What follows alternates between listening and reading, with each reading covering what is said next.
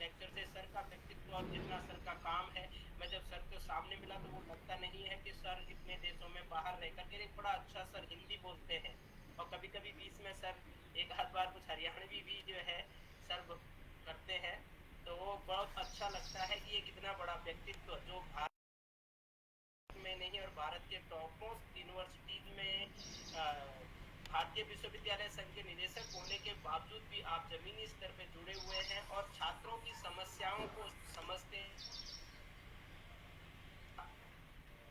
प्रभावित रहा हूं। और मैं आशा करता हूं कि हमारे इस प्रोग्राम की जितने भी ये जो पार्टिसिपेंट्स हैं वो इंडिया से हैं, श्रीलंका बांग्लादेश से जुड़े हैं, सभी लोगों को यहाँ से कुछ ना कुछ सीखने को मिलेगा और वो अपने जीवन में उसे उतारेंगे, उसे ग्रहण करेंगे।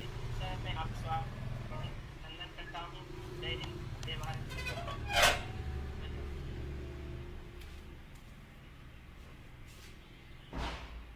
Thank you doctor Anoop ji. आप सब साथी जितने हो सके अपने कैमरा ऑन करें ताकि पता चले आप वहाँ हैं। Honourable vice chancellor professor Jena sir, pro vice chancellor, all coordinators of the program, all resource persons, all my distinguished participating colleagues from 5 countries। ये बहुत बड़ी बात है और श्रीलंका में पता नहीं हिंदी समझेंगे कि नहीं समझेंगे, समझ तो जाते हैं। और if there are colleagues from South India, there's little difficulty in understanding Hindi। समझ तो जाते हैं, हमें तमिल समझ नहीं आता, उनको हिंदी समझ में आता है, फिर भी पूरा नहीं समझ पाते। इसलिए दोस्तों इंग्लिश हिंदी दोनों की मिश्रण से आगे बढ़ाएंगे। और ये 2 हफ्ते का कार्यक्रम में ये तो ऑलमोस्ट एवरीडे आफ्टरनून में है, बट काफ़ी टाइम के बाद अच्छी बात है तो ताकि पार्टिसिपेट कर सकें। आप दुआ करिएगा, बंद हो जाएगा तो 7 बजे के बाद होगा। तो अगर आप इजाज़त दें मैं आपको शेयर करता हूँ कि आपको विजिबल होगा तो मैं पावर पॉइंट आपको भेज दूँगा।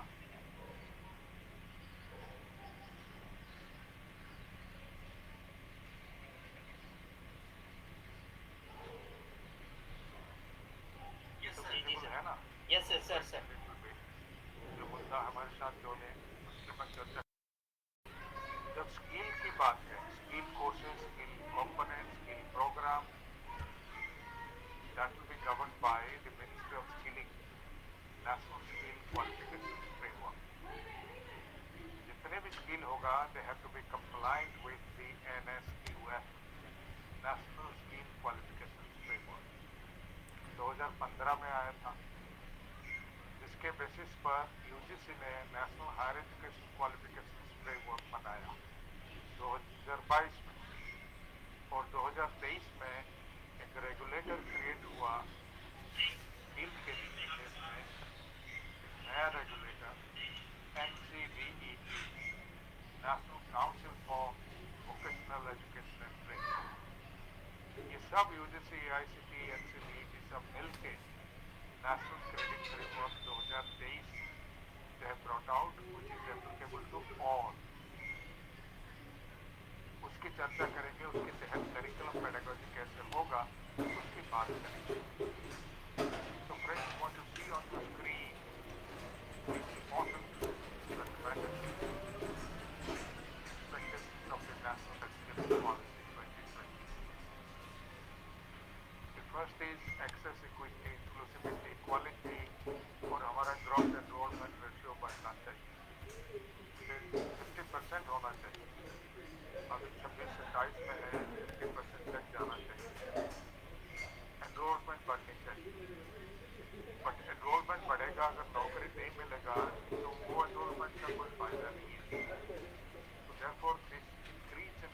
value has to be linked with not only quality of learning, but also with employability.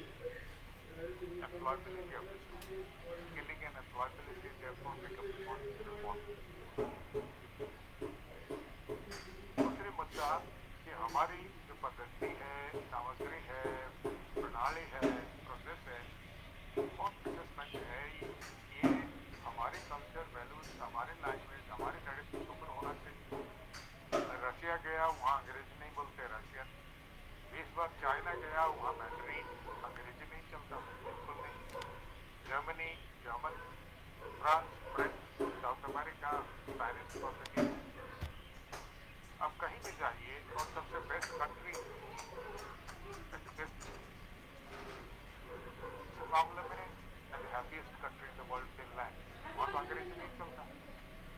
कहने का मतलब है जितनी सबसे बेहतरीन शिक्षा व्यवस्था है विश्व में, वो अपनी लैंग्वेज, कल्चर, वैल्यूज, ट्रेडिशन के ऊपर आधारित है, अपनी रिसर्च के ऊपर आधारित है। और हम यहाँ उसको इंडियन नॉलेज सिस्टम कहते हैं, IKS, इंडियन नॉलेज सिस्टम। और traditional wisdom, science, technology, mathematics, story उसने अंग्रेजों को भेज दिया, फिर अंग्रेज उसको हमारे ऊपर कई साल तक थोपा और हम अंग्रेज बन गए। वहाँ से निकल के आना है, ये बड़ा मुद्दा है नेशनल एजुकेशन पॉलिसी पर। दूसरा मुद्दा है हमारा पढ़ाने का तरीका तो थ्योरेटिकल हो गया है, लेकिन now put theory into practice. Practice नहीं करेंगे। एक चाइनीज कहावत है, I hear, I forget, I see, I remember, and I do, therefore I learn. सीखना करना पड़ता है, जब आप अप्लाई नहीं करेंगे तब नहीं सीखेंगे, सीधी सी बात है। So theory to practice, pedagogy in context. मैं आपके साथ शेयर दूँ, क्योंकि we are influenced by the British. British give more importance to curriculum and pedagogy, didactic, that remains.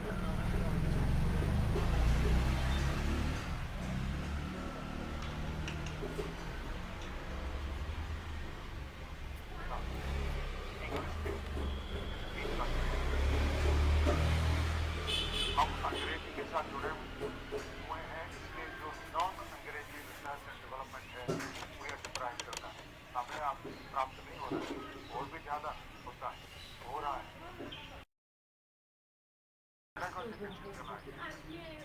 Non British countries pedagogy में कॉलेज डायरेक्ट वो होना चाहिए।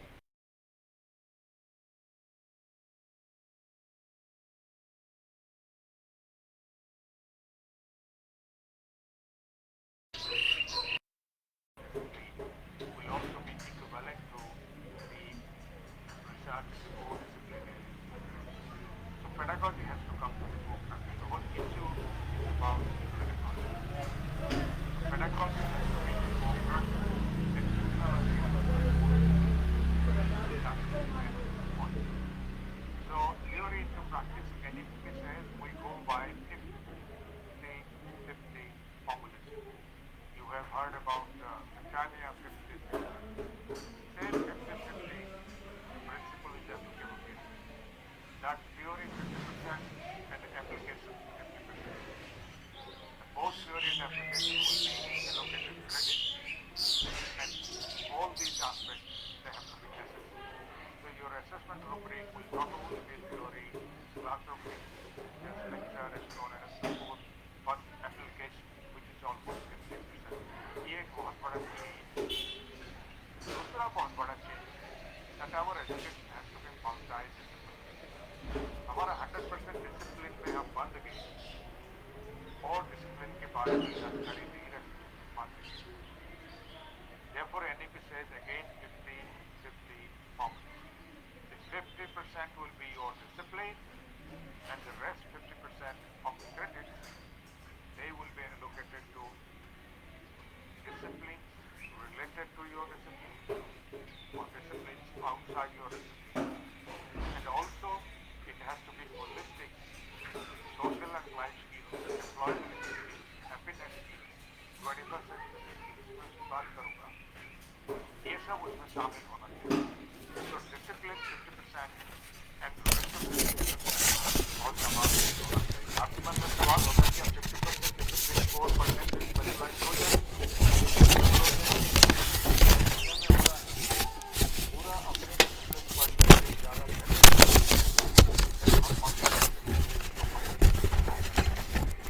outcome based learning, your choice-based learning strategy is outcome based learning to लागू है. That your learning, your curriculum has to be translated into students' learning outcomes. Accordingly, आप सामग्री बनाएंगे, student को activity देंगे, assess करेंगे, but it has to be outcome based learning. And that learning outcome will depend nothing but credit. Credit is nothing but hours of physical learning expressed in terms of learning outcomes. उस पर चर्चा करेंगे. और एक बहुत बड़ा मुद्दा है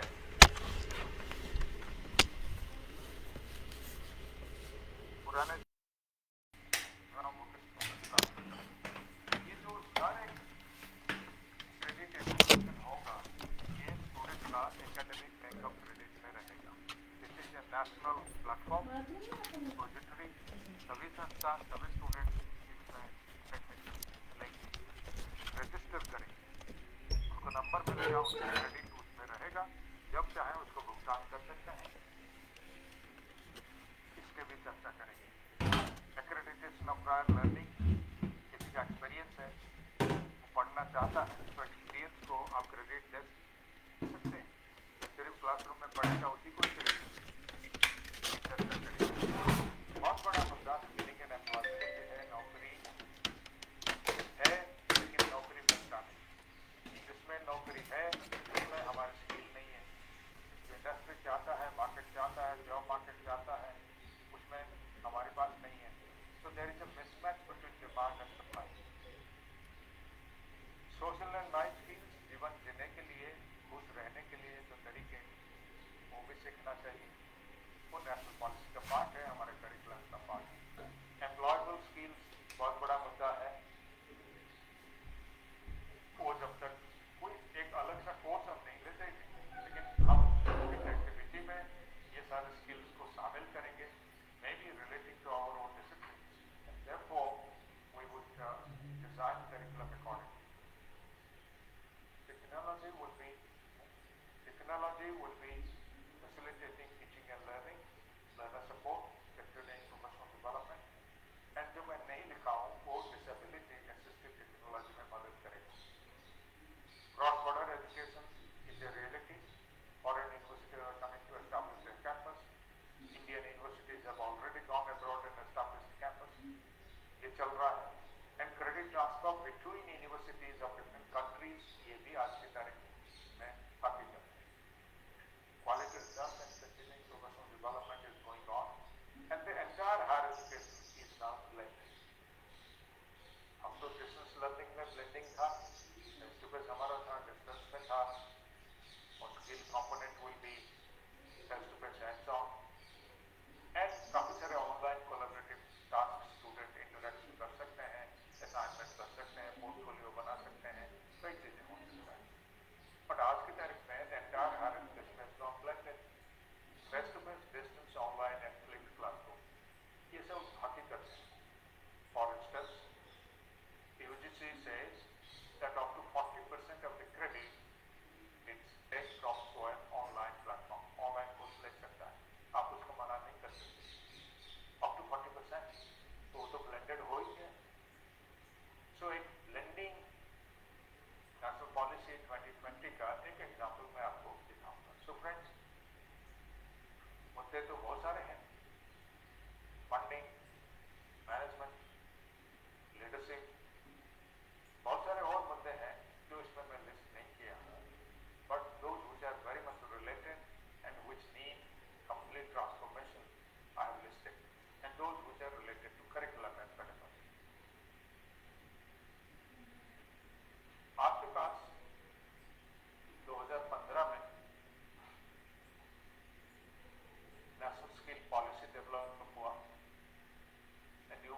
got established, Ministry of Skilling and Entrepreneurship, जो एजुकेशन से अलग हुआ, is a new ministry, which is investing in skilling ecosystem and skill development in the country. They brought out कि skill कैसे develop होगा, learning outcome skill के हम कैसे define करेंगे. बहुत सारे एजुकेशन में होंगे जो वर्कोलॉजी of Bloom's taxonomy for instance, many taxonomies available. तो कैसे करेंगे? तो national skill qualification framework develop हुआ by ministry of skilling and national skill development authority. Qualification framework क्या है? Qualification framework is nothing but expression of student learning outcomes at a level first year undergraduate, second year undergraduate, third year undergraduate and at a common minimum standard, जिसको मान्यता हो, internationally acceptable हो. That is our qualification framework. जो degree आप देते हैं वो degree is nothing but a qualification framework. अगर डिग्री देते हैं, पढ़ाते हैं, पढ़ते हैं, अगर वो जो defined qualification framework meaning thereby the learning outcomes उसके तहत हो, तो हमारा विदेश सब जगह मान्यता होगा, क्रेडिट ट्रांसफर हो जाएगा. यहाँ से क्रेडिट ऑस्ट्रेलिया, ऑस्ट्रेलिया का क्रेडिट सी यहाँ ट्रांसफर होगा अगर हम इसको माने. So national skill qualification framework define skill outcomes which are very different from the academic learning outcomes, which are based on these 5 principles. जो आप learning outcome बनाएंगे तो आप इसके तहत बनाएंगे. We'll see an example. Number 1, the process. कोई भी चीज स्किल है उसके प्रोसेस कैसे होता है? What professional knowledge is associated with that, both subject as well as professional knowledge. जिसका डेप्थ हो, स्पेशलाइजेशन, ब्रेड्थ हो, मल्टीडिसिप्लिनरी हो. Complexity of knowledge is very important. That is knowledge which is related to in particular discipline related to other discipline. तो अलग नहीं है, हम उसको डिसिप्लिन में बांध दिए. तो national policy talks about 50-50. You talk about Britannia 50-50, the same principle is applicable here. 50% theory, 50% practice, 50% discipline, and 50% associated with the discipline or outside the discipline. So earlier it used to be 100% discipline. Now it is 50% discipline. This is called discipline core. But when you come to skilling, this learning outcome process is everything. Process, professional knowledge, professional skill relating to that particular job, occupation or profession. Job थोड़ा छोटा है, occupation उससे बड़ा है, profession उससे बड़ा है. So at whatever level, micro to macro level, job, occupation or vocation or profession. तो ये professional skill जिसके साथ जुड़ा हुआ है, जहाँ नौकरी आप एम करते हैं, that this kind of job market you were aiming at, चाहे वो social science भी पढ़े, language पढ़े, कुछ भी पढ़े, there is a job market for everything, which is well defined under NSQL. So professional skill. Then the core skill. हम एक एक एग्जाम्पल देखेंगे. Core skill. And finally, responsibility. Responsibility will simply mean transfer of learning. आप पढ़ने के बाद जो नौकरी करेंगे, तो नौकरी day 1 you will start the job. What will be your responsibility? वो responsibility पहले से आप उसको निभा के जाएंगे, ताकि day 1 you will start working करना. आप उसको निभाएंगे day 1. There will be no apprenticeship on the job. Job मिलने के बाद आपको ट्रेनिंग दिया जाए, ऐसा नहीं. That training will be almost completed in your undergraduate and postgraduate study. So friends, I hope you understand this, that all your skill courses, please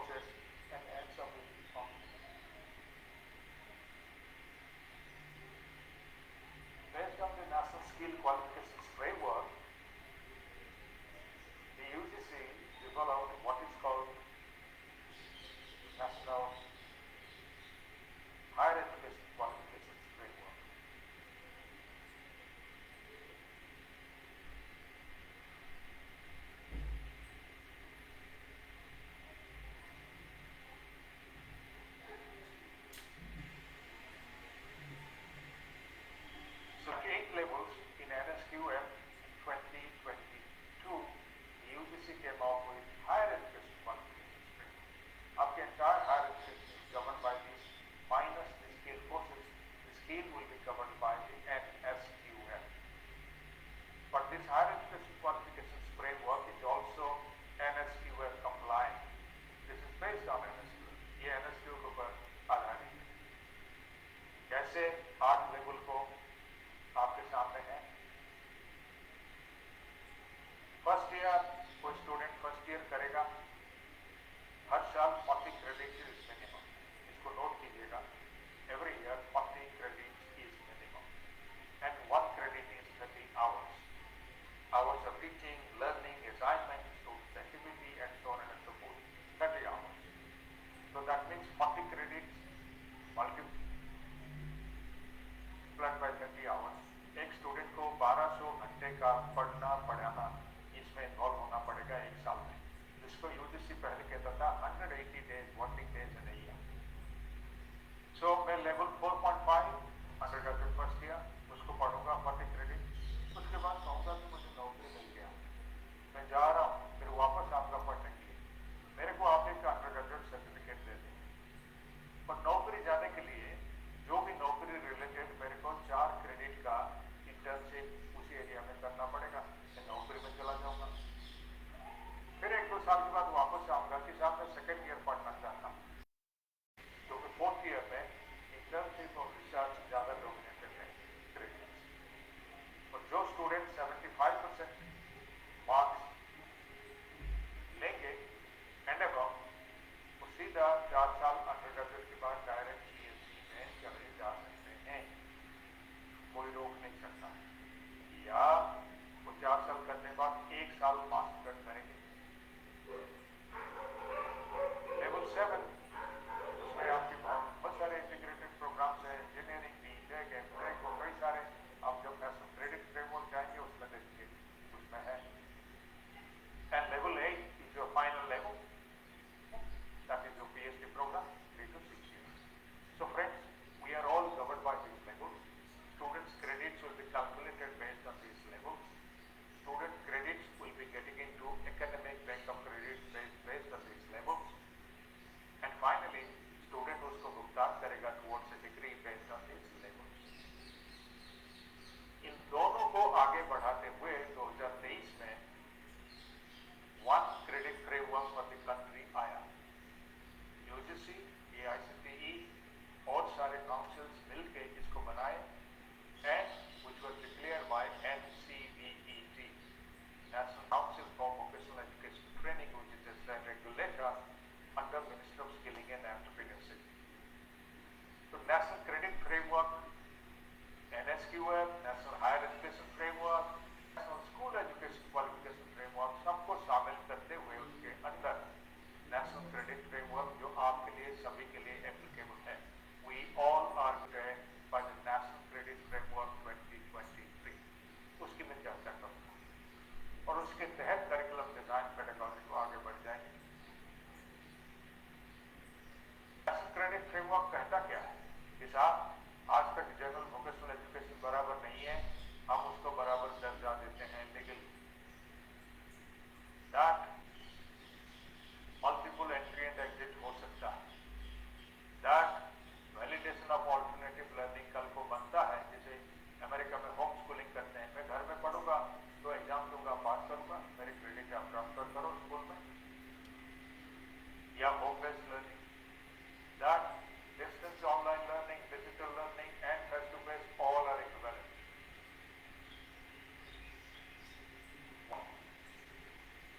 That your curriculum earlier was 100% dominated by academic. Now it will be divided into 3 kinds of curriculum courses. 1 academic जो चलता था. Second जो जोड़ गया skilling compulsory. Number 3 experiential learning. Experiential learning 2 तरह का हो सकता है. एकेडमिक स्किलिंग एक्सपीरियंशियल का मायने है आगे हम समझेंगे, बट अभी तो इसका मीनिंग समझें. Experiential learning can be of 2 types. दो स्टूडेंट्स जो लगातार पढ़ रहे हैं, रेगुलर पढ़ रहे हैं, तो उनका फील्ड स्टडी, अप्रेंटिसशिप, इंटर्नशिप, ये सब एक्सपीरियंशियल लर्निंग में चला जाएगा. और जो एजुकेशन सिस्टम से बाहर है, जॉब मार्केट में, उनका जो एक्सपीरियंस है उसको आप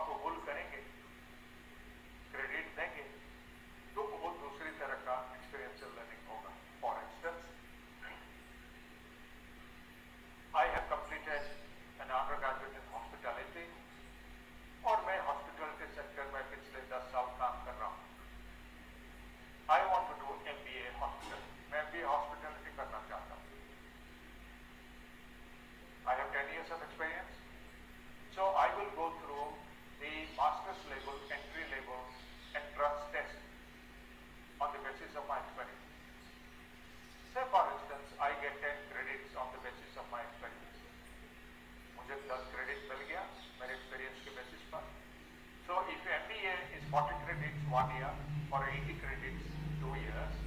मेरे को 80 credits नहीं करना पड़ेगा. I have to do 80 credits minus this 10. I have to do 70 credits, and these 10 credits will be transferred to the institution where I get admission, and that will be deposited in my bank, academic bank of credit. My institution will download that 10 credits, give me 70 credits, and finally award me an 80 credit master's degree. I hope I'm communicating, friends. Now, your curriculum will be three combinations of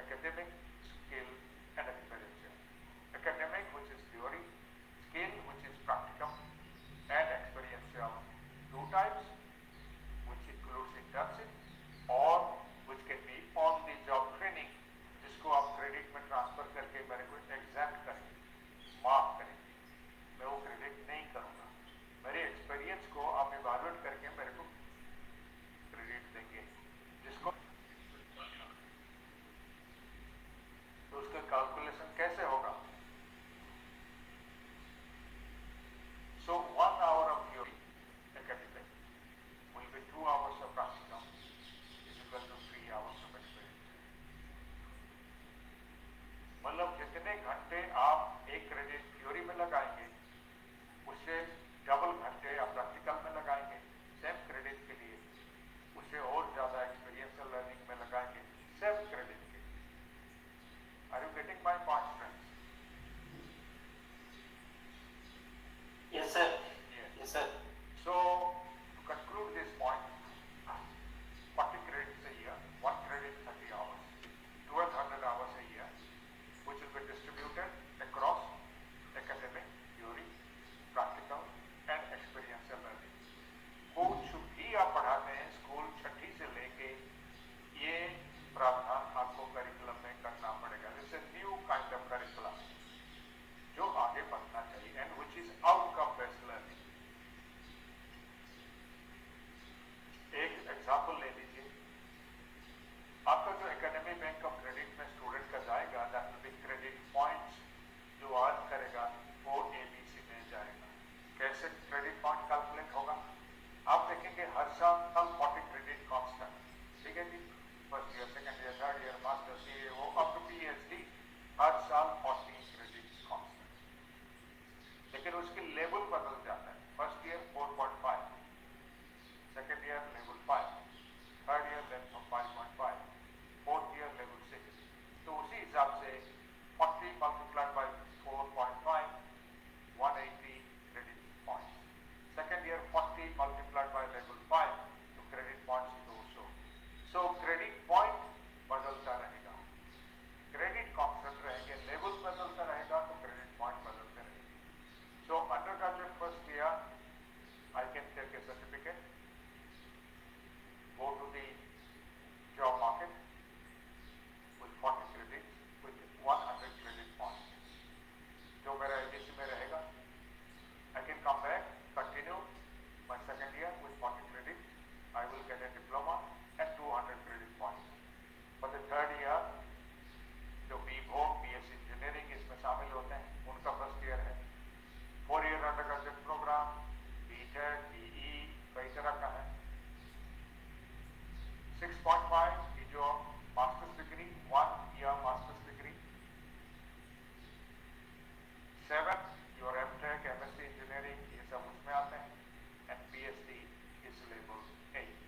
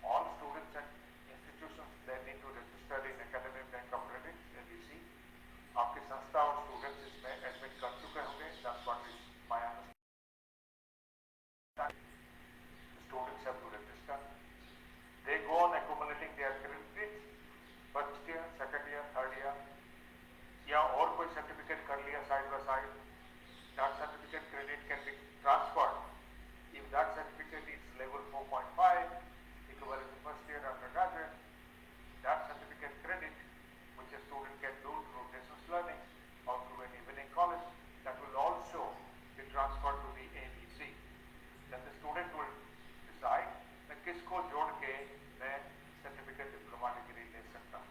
And all these credits will be valid in the academic period of credits for 7 years. 7 साल के बाद खत्म हो जाएगा, open नुकसान में चला जाएगा, उसको 7 साल का दर भुगतान करना है. One has to redeem these credits within 7 years. By the way, because 50% is discipline core. आपने देखे हैं, हम आगे बढ़ेंगे इसको और थोड़ा देखेंगे. 50% is discipline core, 50-50 formalism, and 50% is relating to the discipline or outside the discipline. ये आपकी नई करिकुलम बनेगा. आप सारे 4-year अंडरग्रेजुएट प्रोग्राम बना रहे होंगे, उसके मैं एग्जाम्पल आपके सामने रखूंगा. लेकिन जो संस्था 50% minimum credit discipline core student को देगा, student can take 50% credit from outside संस्था. पर जो संस्था 50% डिसिप्लिन कोर देगा, वो संस्था फाइनली डिग्री अवार्ड करेगा. More than 10 million students have already registered in ABC. In our IGNOU, more than 32 lakh students have registered. And almost credential institute की certificate degree DigiLocker में digitise करके और 5 lakh certificates are available, degrees are available. Everything will be available in ABC in the DigiLocker. आपको carry करने की जरूरत नहीं है. आप जहाँ इंटरव्यू को गए, आपकी एनरोलमेंट नंबर उसमें डाला, रेजिस्टेंस नंबर इन ABC, वो आपका देख लेगा आपका क्या डिग्री है, क्या क्रेडेंशियल है, क्या नहीं है, क्या किया क्या नहीं किया, वो पोर्टफोलियो, वो सारा देख लेंगे.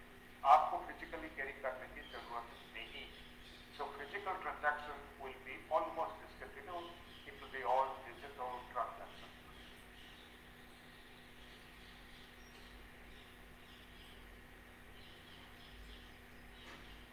सो फ्रेंड्स,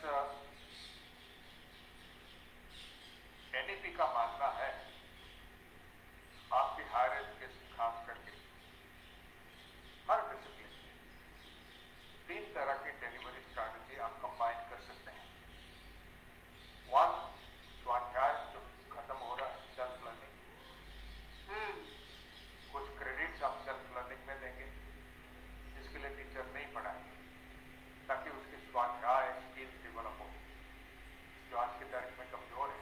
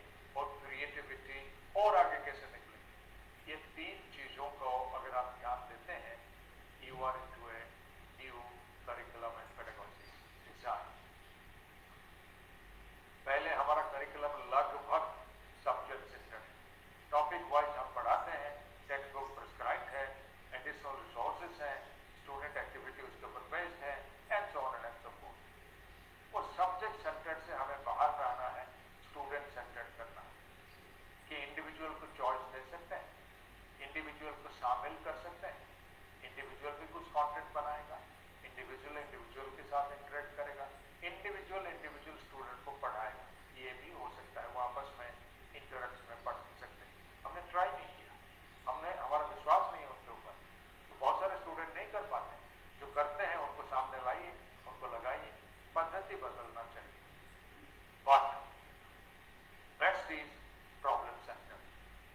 आप अपने करिकुलम में जितनी प्रॉब्लम्स एक्टिविटीज उसको सामने लाइए, उसके बेसिस पर करिकुलम का टीचिंग लर्निंग करिए। स्टूडेंट और ज्यादा एनरिच होगा, meaning thereby the student will be holistic and student will be more employable, उसकी employment capacity बढ़ जाएगा।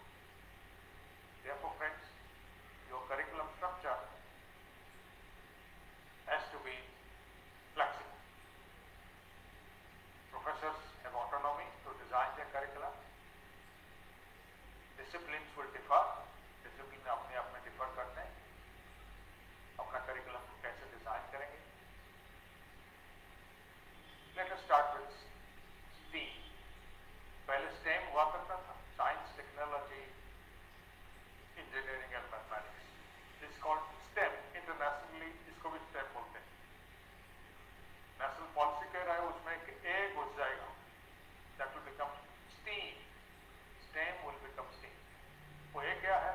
Art education, social science, foundation art education, to develop a good human being, a holistic human being, सभी के लिए compulsory, चाहे वो engineering, चाहे management, चाहे आईटी, चाहे सोशल साइंस, चाहे मेडिसिन, जो भी पढ़े उनको आर्ट एजुकेशन, एक अच्छे इंसान बनाने के लिए वो एजुकेशन पढ़ना जरूरी है।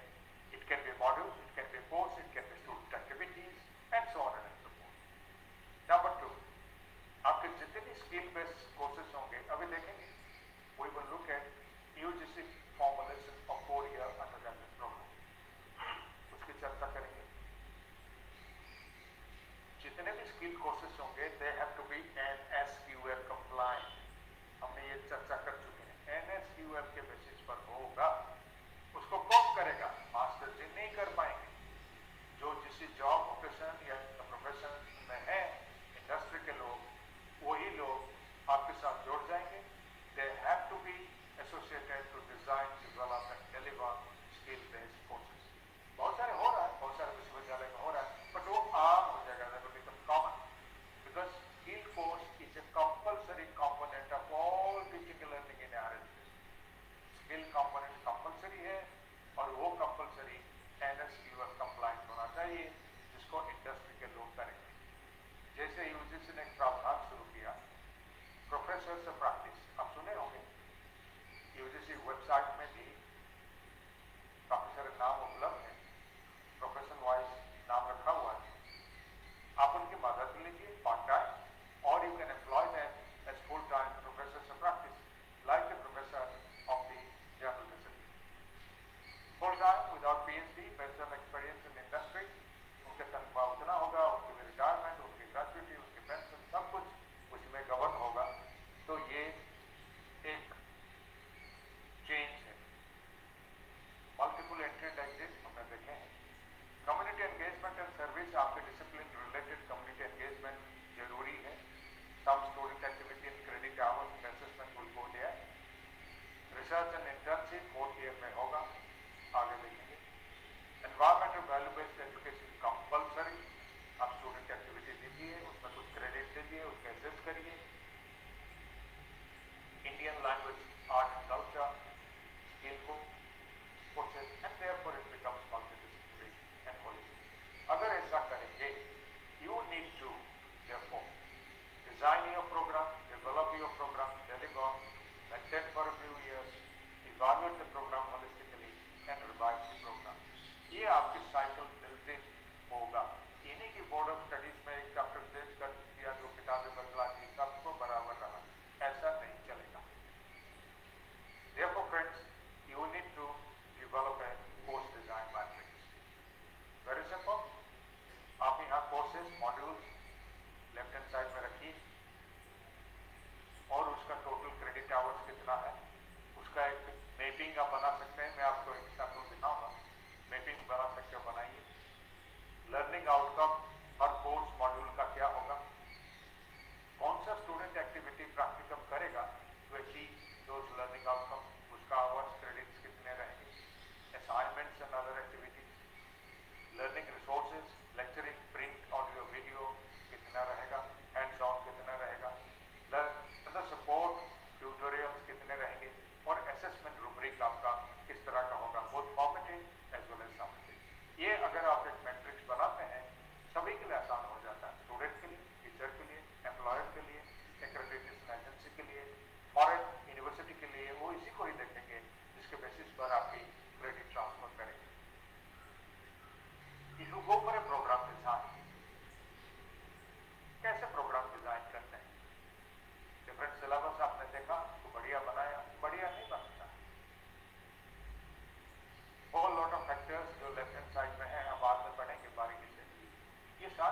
some take into consideration, starting from a needs analysis, market analysis, job analysis,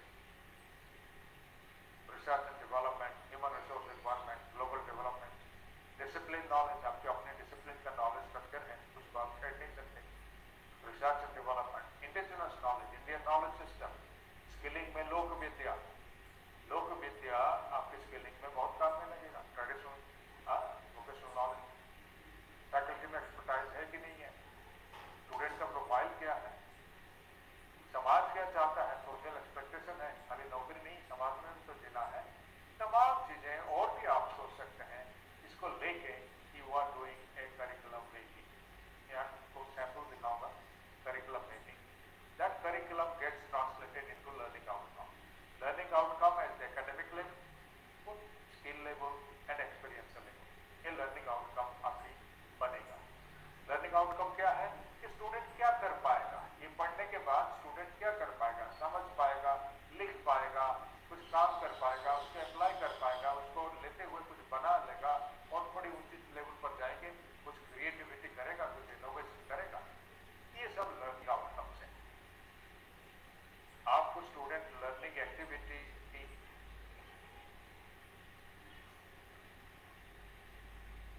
design करना पड़ेगा टू अचीव दोस लर्निंग. आपको ओपन एजुकेशन रिसोर्स देंगे, टेक्स्ट बुक देंगे और कोई देंगे, यूट्यूब में वीडियो है उसको रेफर करेंगे, तो कॉपीराइट फ्री है, तो कई चीजें पॉसिबल है. टीचर सारी चीज क्यों पढ़ाएंगे. And finally what is your teaching learning strategy and of assessment rubric, कैसे होगा formative, summative and so on and so forth. But जो आप करिकुलम मैपिंग करेंगे, that is to be multidisciplinary, multiple entry and exit, interdisciplinary, skill based, social and life skills उसमें जाएगा, vocational, job related and professional skills, happiness skills इसमें भी तो जाएंगे.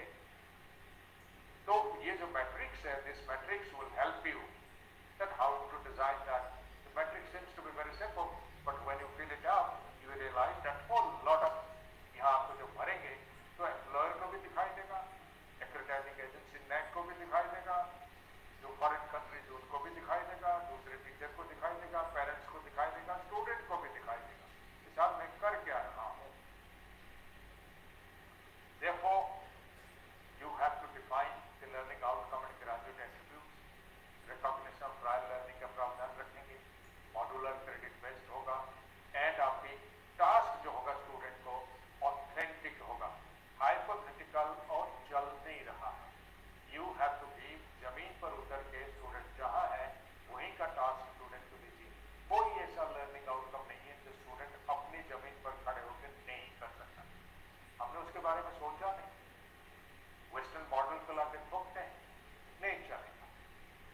And your assessment rubric has to be authentic, comprehensive and continuous, both formative and summative. So friends, would you like to take 5-10 minutes gap, or should I continue? सब ले सकते हैं, ले सकते हैं.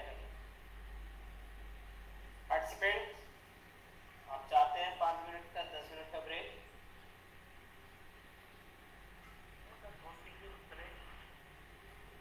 कंटिन्यू करें सर. Continue sir.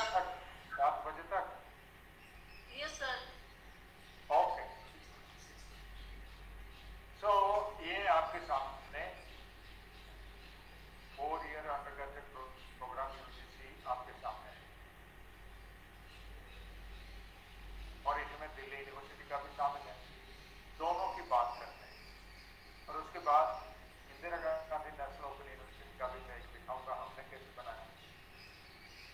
आपके 4 साल program is 160 credit minimum, 40 credit से ईयर, 4 साल में 160 क्रेडिट.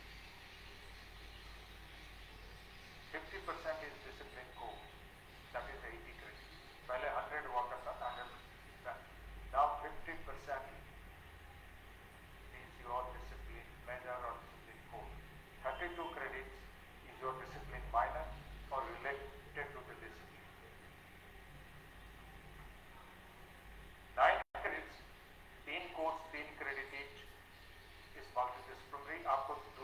दूसरी डिसिप्लिन से लेना पड़ेगा, मे बी रिलेटेड डिसिप्लिन और what ever the case may be. That is your choice. Ability enhancement, 8 credits. So it will be 4 credits each, not 3 credits actually. So 8 credits. That simply means what is ability enhancement? Language communication skills, academic writing, and so on. So it's basically communication skills, varieties of languages. That is your ability enhancement. Skill enhancement, जो मैं कह रहा था NSQF compliant होगा, 3 courses student can take from any skill area, skill basket. Value added courses, उसको 2 course लेने पड़ेंगे, 4 credits each. Internship, 4 credits, 4th year में, and dissertation research, 12 credits, 4th year में. So all put together is 160 credits. But University of Delhi University ने तैयार किया कि साहब हम आगे निकलेंगे. We will give 176 credits. Delhi University is now into 3rd semester of 4-year undergraduate program. They are giving 176 credits. UGC minimum is 160 credits. वो 16 credit ज़्यादा दे रहे हैं. लगभग they are giving more credits in value added courses. उनका मानना है हम जितनी value added courses स्टूडेंट को देंगे, स्टूडेंट का होराइजन बढ़ेगा, आउटलुक बढ़ेगा, एम्प्लॉयबिलिटी बढ़ेगा, उसको नौकरी मिलने का संभावना ज़्यादा रहेगा, विदेश जाने का और जगह इंटरनेशनल कॉम्पिटिटिव ज़्यादा रहेगा. Value added courses. In our Open University, we have taken 160 credits, 8 semesters.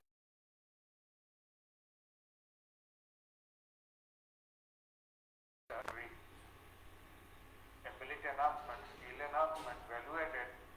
तो ये तमाम चीजें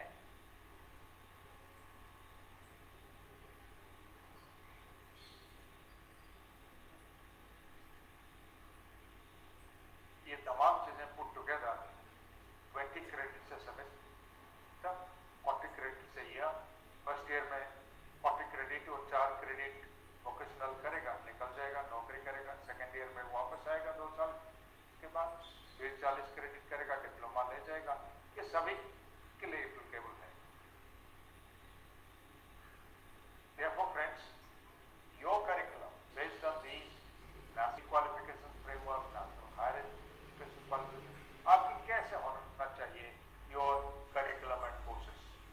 एक एकेडमिक जो national higher education qualification framework guide कर सकता है, जो स्किल वोकेशनल एजुकेशन जो national skill qualification framework guide कर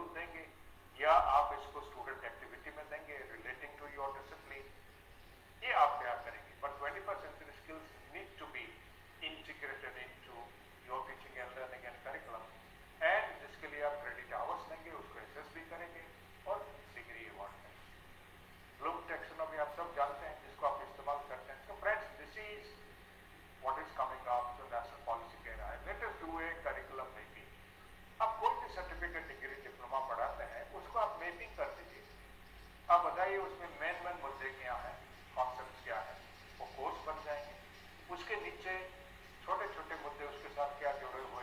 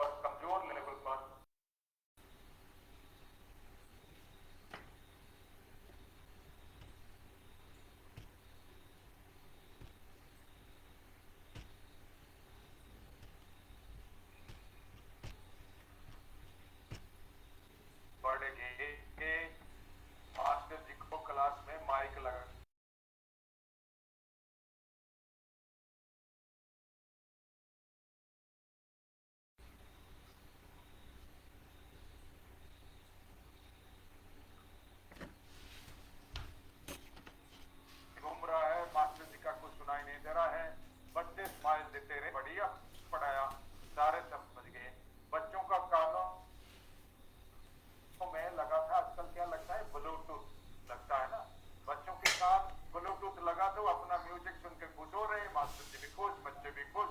अब बताओ, रिफ्लेक्टिव लर्निंग क्लासरूम में very much possible. Even if बच्चे ज्यादा हैं तो क्लासरूम आप क्यों सोच रहे हो रिफ्लेक्टिव? स्टूडेंट को छोटा सा ऑनलाइन फ्री ऑफ कॉस्ट उनको जोड़ दीजिए, let them do this task individually and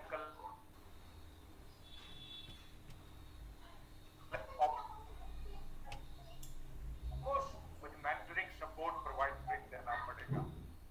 आप कहेंगे बच्चा नहीं पढ़ेगा तो मैं कर लूंगा, नहीं पढ़ेगा तो नहीं पढ़ेगा, तो आप क्या कर लोगे? मत करो, सीधी बात है। तो बच्चा अगर नहीं पढ़ रहा है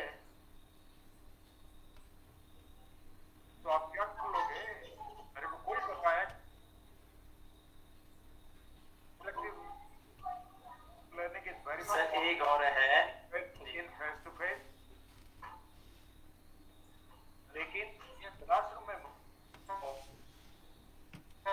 जिसको आप मॉनिटर ऑनलाइन कर सकते हैं, और फिर कभी आप हाँ जी, हाँ जी,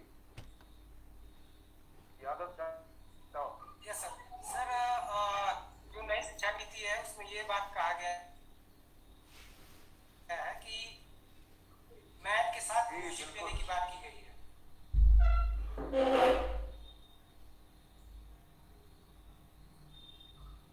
यस सर। तो सर मेरा सब्जेक्ट लिखा हुआ मार्कशीट है, भी तो बहुत अच्छा है, इसमें कोई दो राय नहीं है, लेकिन क्या जो व्यवहार में उसे लागू कर पाएंगे हम, पहली बात।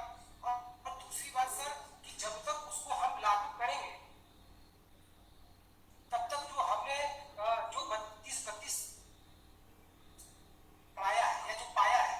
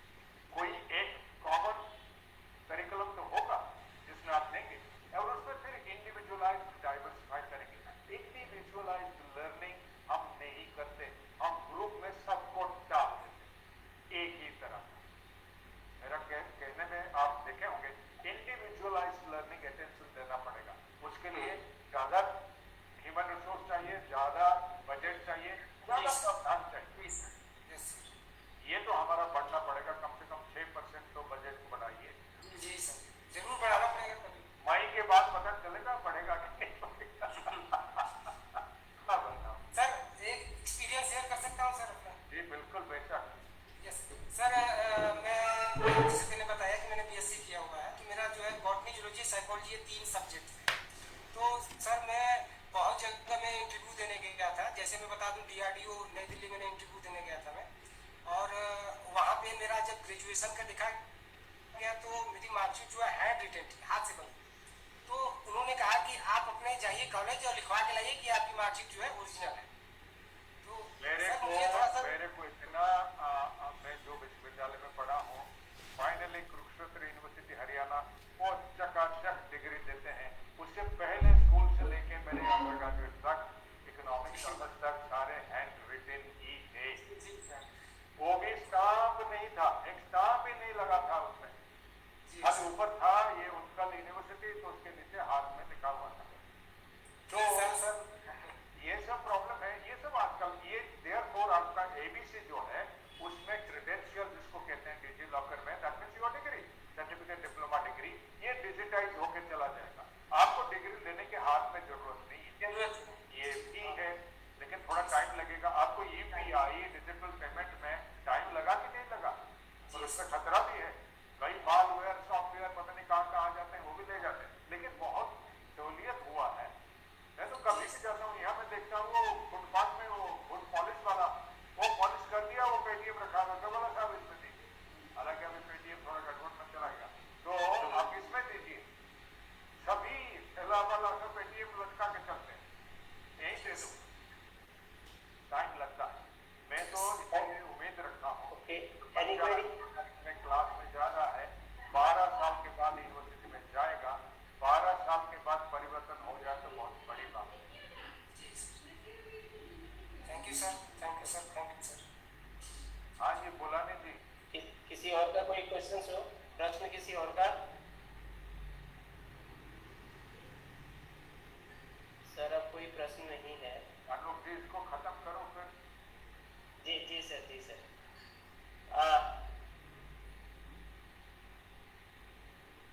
जैसा कि जो है आज का हमारा कार्यक्रम शुभारंभ था, और मैंने पहले ही कहा था कि आज जो है मेरा भी सौभाग्य है और आप सबका भी शुरू जो सर ने किया नेशनल करिकुलम NEP का, नेशनल स्किल क्वालिफिकेशन से और उसकी असेसमेंट तक, मैं आशा करता हूँ कि आज का जो सेशन था, किस तरह हमें करिकुलम फ्रेमवर्क को समझना है, किस तरह हमें करिकुलम फ्रेमवर्क पढ़ कर के करिकुलम डिजाइन करना है, कैसे हमने, क्योंकि UGC ने NET ये कंपलसरी हो गया, नेशनल एकेडमिक एडवाइजरी, वहाँ सबको क्रेडिट होंगे, तो हमने ये चीज़ समझना जरूरी है। जो नेशनल एजुकेशन क्वालिफिकेशन फ्रेमवर्क है, जो नेशनल क्रेडिट फ्रेमवर्क है, जो national curriculum framework for school education है, अब किस तरह जो है जो क्रेडिट है वो आज में चेंज होंगे और कैसे जो है उनको बढ़ाया जा सकता है, उन सारी चीज़ों को एज ए टीचर या हम रिसर्च स्कॉलर हैं,